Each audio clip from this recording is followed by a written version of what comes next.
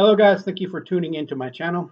I'm Azrael, and in this episode we are going to be talking about Ouija boards. Well, I was asked, what's my opinion on Ouija boards? Well, before I give you my opinion, let's get a quick history. First of all, the Ouija board uh, started getting mainstream attention in 1890 or 1891, where ads for the Ouija board started appearing in newspapers. The Pittsburgh Toy and Novelty Shop. Okay, now they were selling the board for a whopping $1.50. So, what's the history? Where did it come from? Well, first of all, we know that the person who patented it, um, Elijah Bond, he was a Pittsburgh attorney. Okay, we know he didn't invent it because newspapers were talking about the spiritualism movement and a new craze that was taking over the spiritual movement or spiritualism movement. Okay, now let's put a pin on that. What is the spiritualism movement? Well, basically, it is a modern version of layman's necromancy.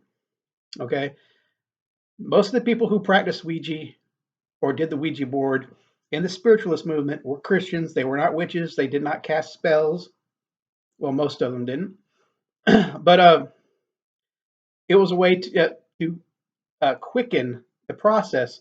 Okay, the spiritualism movement actually started in the old world, but got taken off. It picked up traction here in the United States with the Fox sisters, uh, one grown sister and two teenage or preteen sisters, where they started having ghostly phenomenon.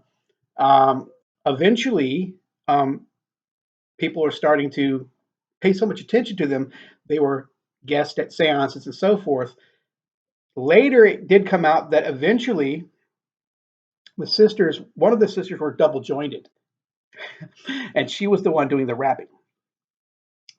They claimed that they did have ghostly encounters, but when it didn't happen on cue, which it usually doesn't, especially when you're doing a seance or something like that, they made do with the popping of the toe. So it's argued by skeptics that it's completely false, obviously. They admitted this, and then there are believers that believe that, yeah, they did have ghostly phenomenon, but because of the public pressure, they had to fake it until they made it. Okay, so anyway, going on, they would actually go with the damn alphabet. They were like, okay, spirit, give me your name. A, B, C, D. And then they would stop whenever the rapping would say, yeah, that's it. One click or two clicks. Usually is one click for yes. I mean, one click for no, two for yes. I've heard it both ways. You know, it's easier for a spirit to make one click than two clicks if you really wanted to get technical. So if it was a yes, you'd have to try harder. But, you know, I digress. Okay. So anyway, could you imagine how boring that would be? You know, going through the alphabet, every letter for a name or a sentence, or God knows a paragraph. So during this time, there is another form of spiritual communication called automatic writing, where you get into a trance state, you do not control your arm, just like the planchette, and you let the idiomotor effect take place, and the spirit's supposed to write for you. Novels have actually been written like this. The handwriting has actually changed, supposedly.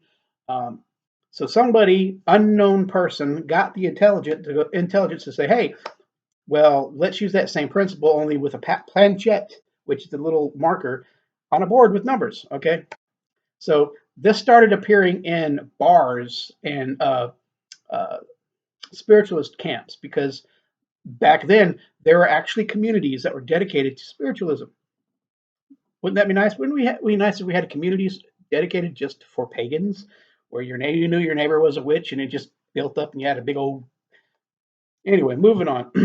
Okay, so but that poor bastard, whoever they were, or bastardette, whatever. They didn't patent it.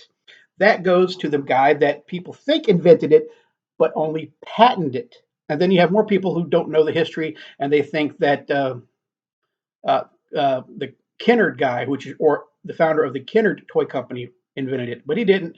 He was just an employee who moved up through the ranks and actually bought the company from the original founder. Okay, so this Baltimore attorney, Elijah Bond, uh, got a partner who helped front the money, and they went to go patent it. Now, here's another thing that's sad. Okay, a lot of believers say this is proof, but they don't go in further to the history, which goes like this. Okay, so Elijah Bond supposedly had his sister-in-law who was a powerful medium or a very good medium. Uh, so they basically asked, what should they call the board? And the board spelled out Ouija or Ouija. Now, popular pop culture currently says, well, we means yes in French and ja or something like that. Something means yes in Germany. So the it's like, well, it means yes, yes. It's a yes, yes board in French and German. I don't speak German. I don't speak French, but that's false. It's not how that board got its name. Okay. During this thing where Elijah Bond and his uh, sister-in-law were doing this, it spelled out Ouija. Okay. Now, she did admit that she was wearing a necklace uh, with the name Ouija on it, which basically was a possible name for the woman that was in the picture. She was basically a feminist way back in the 1800s, where the feminist movement really took hold. But she was an author and a feminist, and her name was Ouija, or Ouija. I can't pronounce it, but it would rhyme with Ouija if it wasn't or misspelled as Ouija.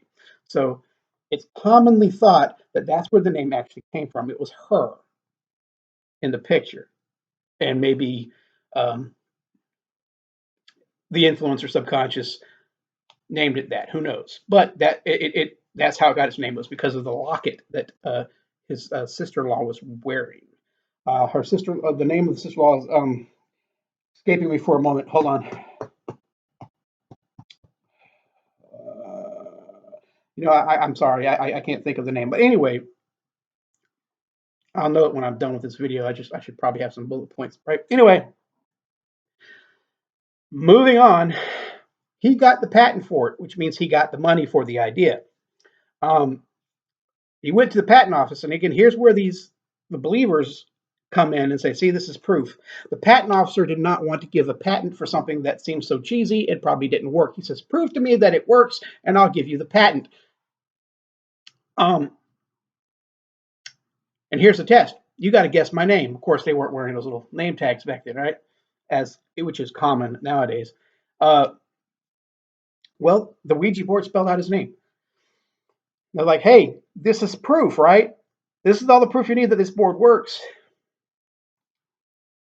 What if I told you that the attorney that was getting the patent to it, Elijah Bond, was a patent attorney? It was his freaking job. It was his freaking job to know the name of the patent officers.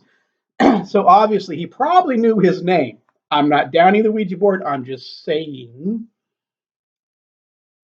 there is pre-existing knowledge somewhere, and it's too much of a coincidence to just let it go. Not saying it don't work. Moving on. So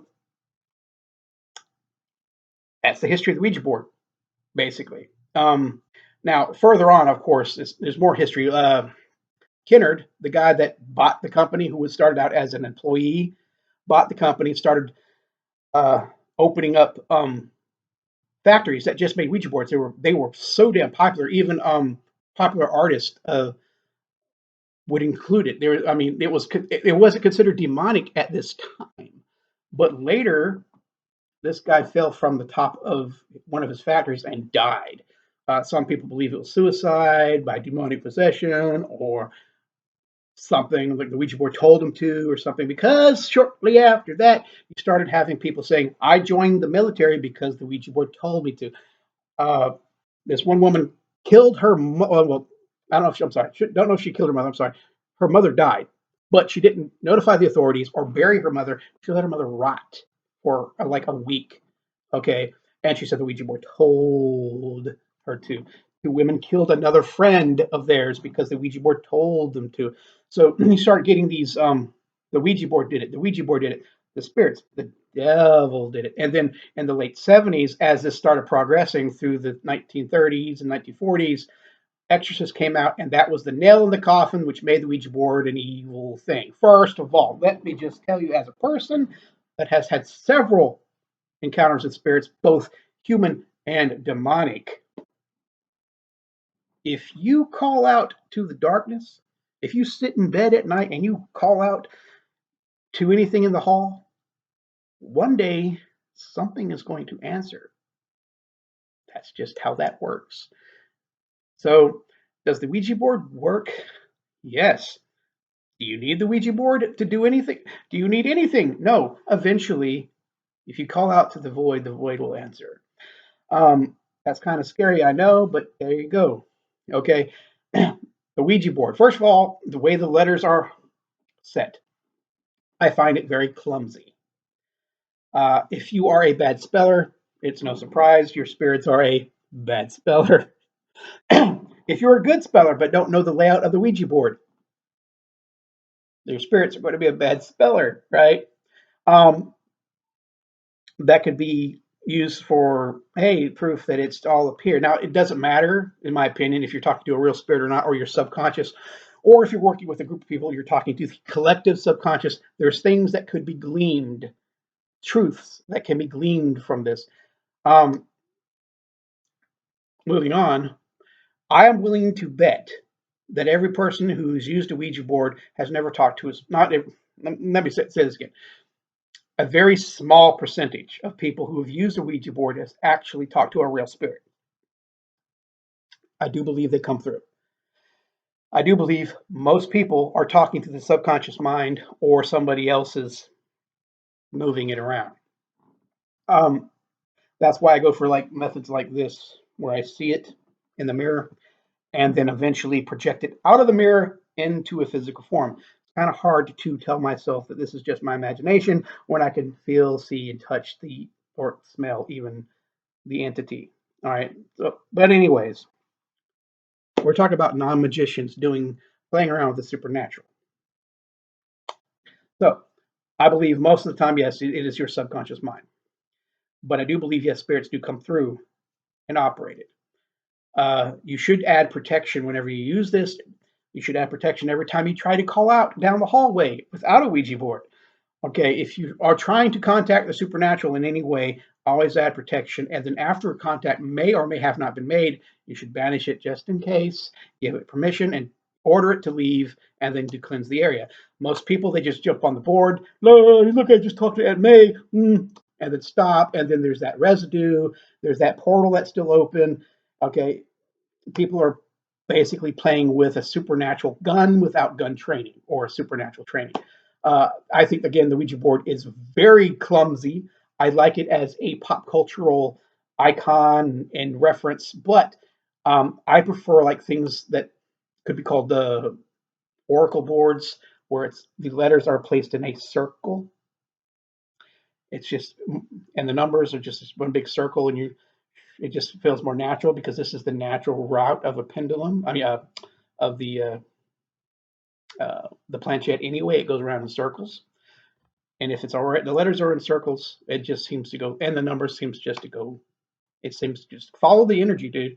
Okay. Anyway, I could do that in a different subject on best way to use a Ouija board, but this is ask a necromancer about his opinions. So I gave you the history.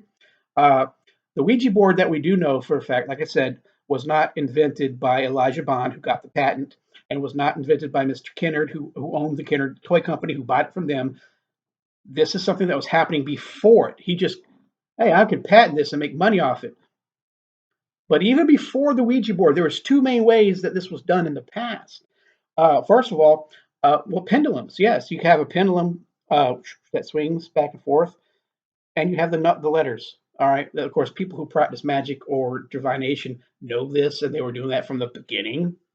But non-magicians doing trying to do spirit contact don't think like that per se. So that's why I do not care for spiritualism in general. Yes, has it given good results? Um, modern necromancy has been blended into modern spiritualism. Maybe not ritual necromancy, but it's been mixed anyway. So that's modern necromancy for you. Spiritualism, which literally has disarmed most people, and maybe that's a different video. I'm sorry. Anyway, back to what I'm trying to say. There are two different ways this was done. Gyromancy, which basically letters or symbols were drawn in a circle. You had the person spinning around the whole circle. So if they moved from the circle that they were spinning and they would stumble, the symbols they stepped on or the letters they stepped on were considered significant and was written down and then divined. That's called gyromancy, not geomancy. Yeah, it sounds right. But then before that, they used fucking chickens. Yes. This is called electromancy, not with like electro, it rhymes with that, but it begins with an A. Electromancy, where basically you had a circle of letters or symbols, and each one of them was placed a piece of grain. You would place a male cock, a chicken, male chicken rooster in the center, and as he walks around picking at the grains, each time he picked the grain, the instant he looked away, another grain was set to add that number back or a letter back in the pool. And this chicken, or the rooster, would just go around pecking at the grains, and everyone he pecked, the letter, the number, or symbol that had significant meaning was written down and then put together into a sentence, letter, name, or story through the symbolism that was there. All right, that's called electromancy. But that's the actual origins of what we know of as what would be eventually the Ouija board. We do know that about 3,000 to 4,000 years ago, the Chinese are the first in history to actually use something similar, a board, where they had a stick, like a wand, and based on how it vibrated, going over each letter of their alphabet or symbol, and they use that to help foretell the outcome of battle and shit like that. Okay, but yeah, so the Ouija board has actually been with us for hundreds of years, thousands of years, just in a different format. It just ended up on a board by some spiritualist in Ohio or somewhere else. We do know that before it became patented, again, it was floating around. People would be writing it on paper or cardboard or maybe a board and just literally doing that. It was so popular. Uh, President Lincoln's wife used it and it was seeking spiritualists. Matter of fact, she was a very popular spiritualist even after her husband, Mr. Lincoln, was shot and killed because they lost their son to fever. Died from fever, and that set her off. So she was practicing spiritualism in the White House, holding seances and so forth, which led to more myths that the White House is haunted on various places, especially Lincoln's bedroom. Whole different subject I would gladly go into, but my opinions, again, after the history and the Ouija board, is that yes, the Ouija boards do work, but because of the way it's set up and the way people practice it with their expectations, I do believe most of the time they are not contacting the dead. They are contacting their subconscious mind, or if they're doing it in a group, they're contacting a collective of the subconscious mind. And then after that, they're probably contacting something other than a human spirit because no psychopomps. Now, if you haven't watched that or know what that is a spirit that acts as a guardian that helps cut down on intruding spirits. A psychopomp is a spirit that ferries dead souls. And so if I ask to talk to my dead grandfather, um, I might get the right one more often if I have somebody who took my grandfather to the other side as opposed to just take it on faith. This goes into something else in different videos. But anyways, so that's my opinion. And if I was to give a professional, I think maybe less than 10% of the people who use Ouija boards actually contact the dead loved one. The majority of it is again subconscious, and then uh, deceitful spirits. That's that's my opinion, educated opinion. So take it or not, if you practice it, add protection, add cleansings, and so forth afterwards. Okay, thank you for watching. Sorry for such a long video.